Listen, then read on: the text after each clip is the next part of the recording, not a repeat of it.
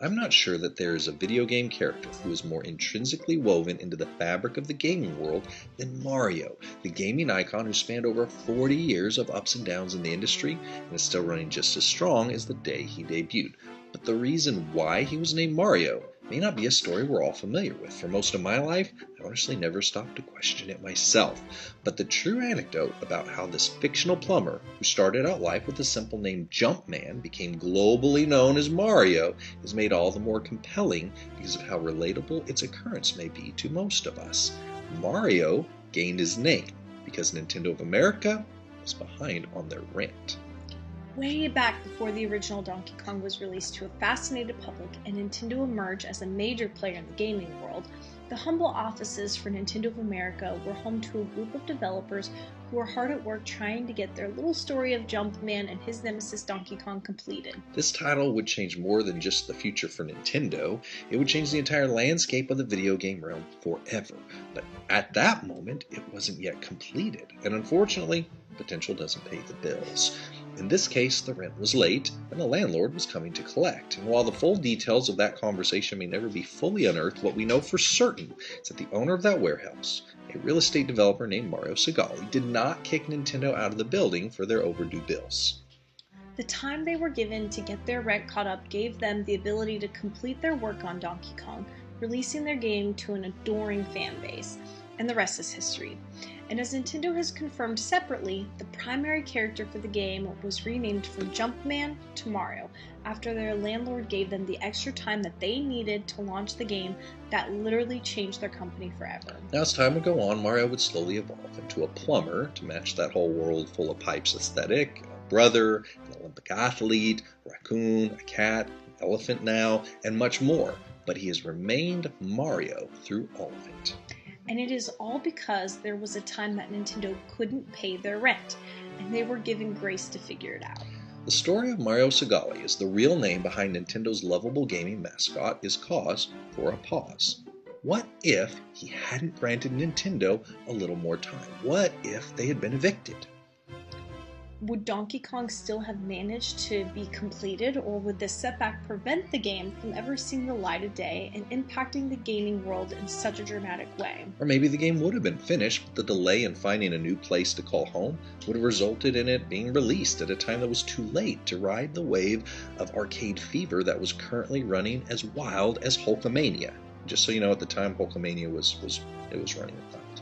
It was a big problem. I'm not gonna lie, I don't know if I've ever even heard of it. It was everywhere. Hulkamania. Very wild. Must not have been as wild because I don't even know what It was way wild. When you said Hulkamania, I'm like, is that even a thing? But It was a huge thing. or here's one more what if scenario. Let's say Donkey Kong is released, but because the landlord kicked them out, the primary character is never renamed Mario. Nintendo just maybe keeps the name Jumpman, which, I mean, I don't know about you, but it doesn't have quite the same ring to Would it. everybody still be lining up to play the newest Super Jumpman Brothers game? Or Would it even watch be a called Super movie based on Jumpman? I don't know. And fortunately, we'll never have to find out. We live in a universe where an overdue bill turned out to be the impetus for Mario to become a global icon in the face of gaming for multiple generations, all because of a seemingly small interaction in a nondescript warehouse that inspired one little change.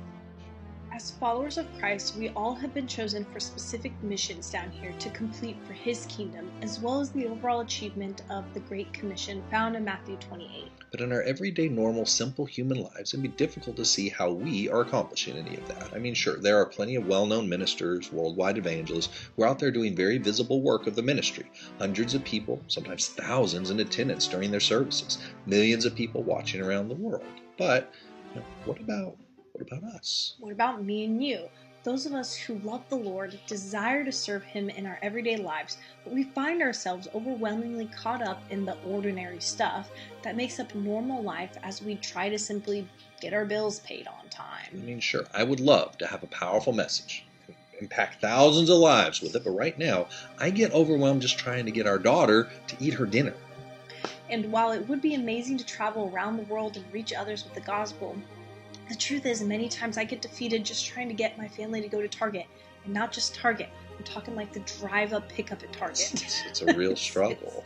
These struggle. well-intentioned aspirations of being used by the Lord to help others enjoy a relationship with Him the same way that we are, often run into an uncrossable ocean that we can't simply jump over. If only there was a relatable story in the Bible to help with this predicament while I stroke my knee. Well, fortunately for you, there is. Well, good, because I ran out of people.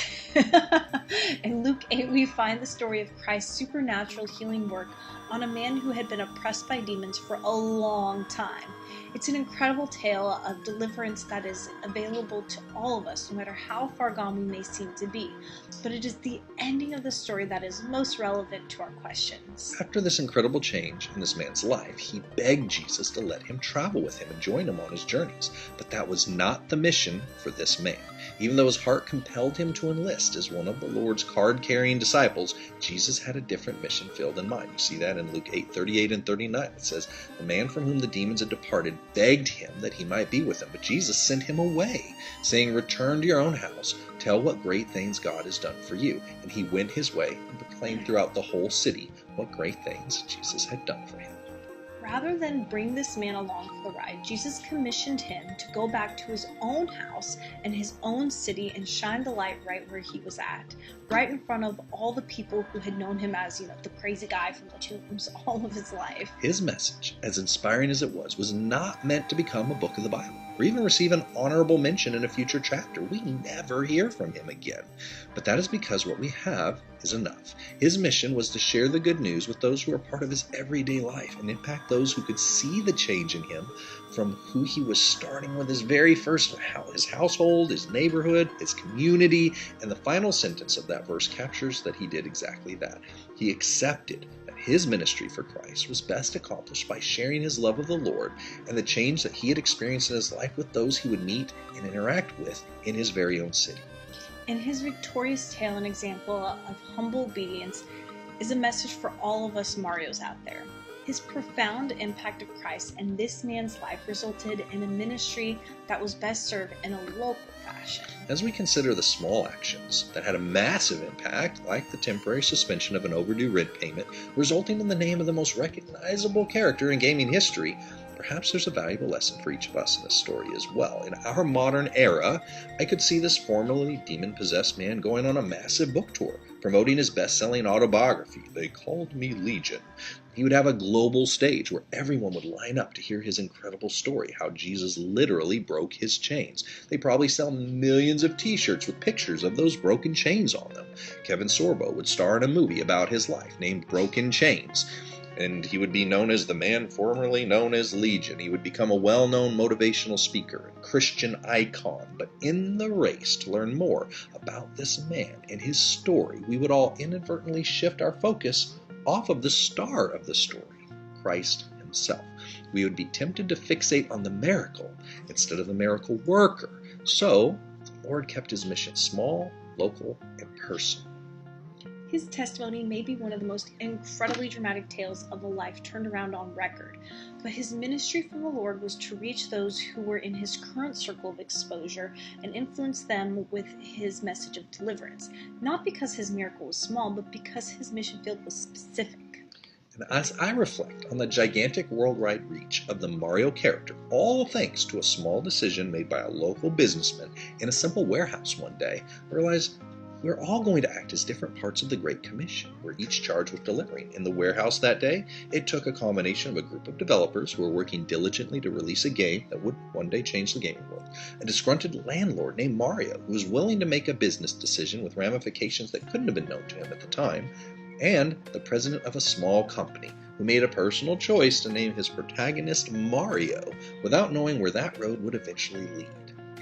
These were all local decisions made in a building of no apparent significance that have impacted lives far beyond the obvious at the time, all to lead to a worldwide impact where the name Mario is practically synonymous with the world of video games. And in our walk with Christ, a very similar truth is clear. While our testimonies are designed to reach others and guide them through salvation and into true discipleship, The story's really about Jesus. And because of this, the mission field that's typically most well prepared for our message may not be on the grand stage of global ministry, but in the smaller invisible battlefields for souls, in our supermarket lines, our workplaces, small study groups, social circles, and the members of our very own family. While the impact of our testimony may reach millions, the way this unnamed man from the Gadarenes eventually did, it was his calling to minister right where he was, and the Lord would take care of the rest.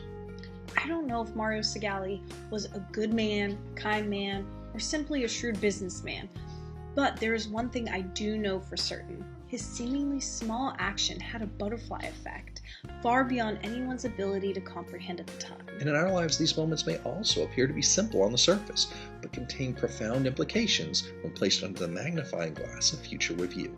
Our mission for Christ is important, and our testimony is powerful, but our story may have more impact when written on the heart of our next-door neighbor than in the pages of a book.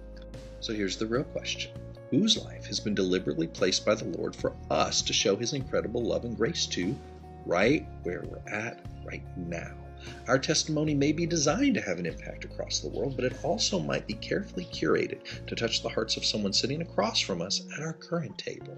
Each of us have been given a light to lift up for the purpose of bringing glory to Him.